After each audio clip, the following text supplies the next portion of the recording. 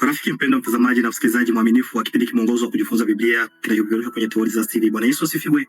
Tunapoendelea kujifunza kuhusu robo mpya inayozungumzia kuhusu mafundisho ya imani kutoka kwa Yoshua. Tumejifunza mambo mengi kwenye somo hili la kwanza. Tuko tunajifunza mbinu ama tuseme tena siri kwa ajili ya mafanikio. Kila mtu katika mradi wake anatamani kufanikiwa. Kwa hivyo leo Jumapili tuzungumzie kuhusu Musa mpya. Musa mpya ndiye ambaye tunamzungumzia. Nitakusihi kusoma kwenye Kumbukumbu la Torati 18:15 hadi 12 na Yoshua 1:9. Na hapa tuangalie kwa nini ni muhimu kwamba kitabu cha Yoshua kianze kwa kutoa mwangwi wa ahadi inayohusiana na kile ambacho kingetokea baada ya kifo cha Musa. Basi tukiongozwa na Roho Mtakatifu, karibuni kwa ajili ya somo.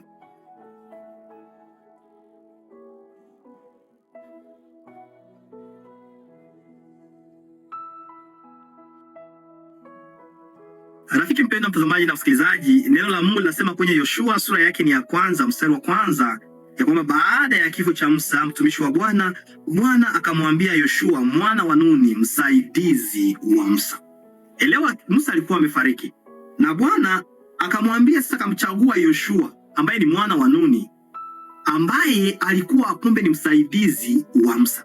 Hapo nimejifunza kitu fulani ya kumbe Mungu katika maisha ama katika dunia tunayoishi ndani yake, chochote tunachokifanya inakuwa ni masomo ama ni mafundisho kwa ajili ya kitu kikubwa zaidi ambacho Mungu anatuandalia.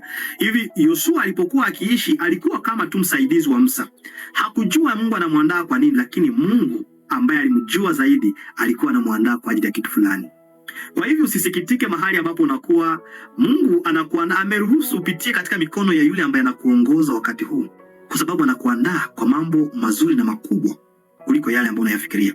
Sijui unaweza kuwa ni mfanyabiashara na kuna mtu ambaye anakuongoza kwenda China, Dubai, sijui katika shule. Mungu ameruhusu pite katika mikono ya huyu uwe kama msaidizi, kwa sababu hatimaye utakuwa umejifunza masomo muhimu kabisa.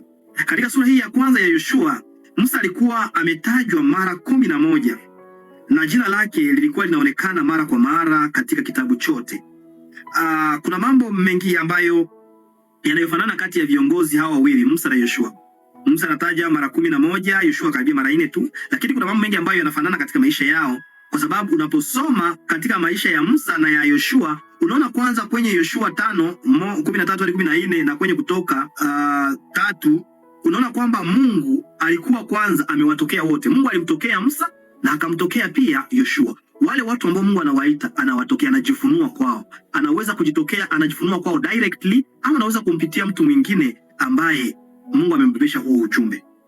Kitu kingine ambacho kinafanana kwa ni kwamba Mungu alikuwa amewaahidi kwamba atakuwa pamoja nao. Ukisoma kwenye kitabu cha Kutoka 3:12 na Yoshua 1:5, Mungu alikuwa amemwaahidi Musa, anasema nitakuwa pamoja nawe katika mambo yote unapoongoza wana wa Israeli. Akamwaahidia yale yale Yoshua, akasema Yoshua, usiogope, nitakuwa pamoja na wewe.